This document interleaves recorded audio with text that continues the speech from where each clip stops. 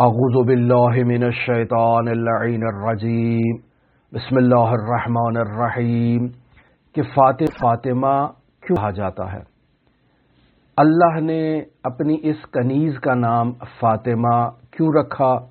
روایات میں اس بارے میں 4 طرح کی روایات میں نے تلاش کی ہیں۔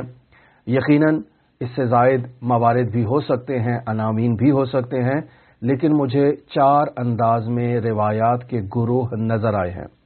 سب سے پہلا گروہ جس میں فاطمہ کا نام فاطمہ اس وجہ سے رکھا گیا ہے چونکہ اللہ تبارک و تعالی نے اس کنیز کو اپنے نام فاطر سے فاطمہ عطا کیا ہے، لہذا روایت ہے رسول خدا صلی اللہ علیہ وآلہ وسلم سے۔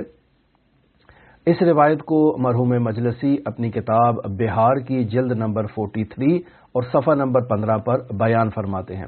روایت کی عبارت اور متن یوں ہے: قال النبی فاطمہ، رسول خدا صلی اللہ علیہ وآلہ وسلم اپنی بیٹی فاطمہ کو مخاطب قرار دے کر کہتے ہیں: شق اللہ لک یا فاطمہ اسمن من اسمائہ، اے فاطمہ، اللہ نے آپ کی خاطر اپنے اسماء میں سے ایک نام کو شق کیا ہے، شگاف کیا ہے، کھولا ہے۔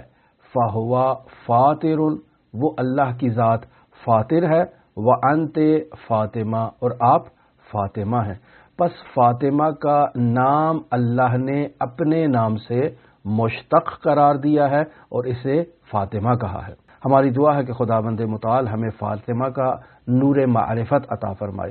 ہماری دعا ہے کہ خداوند متعال ہمیں فاطمہ کا عرفان عطا فرمائے اور فاطمہ کی معرفت سے ہم اللہ کی معرفت تک پہنچ سکیں۔ ہماری دعا ہے کہ خداوند متعال منجی عالم بشریت حضرت صاحب العصر والزمان کے ظہور میں تعجیل فرمائے اور ہمیں ان کے اصحاب و اعوان و انصار میں شمار فرمائے۔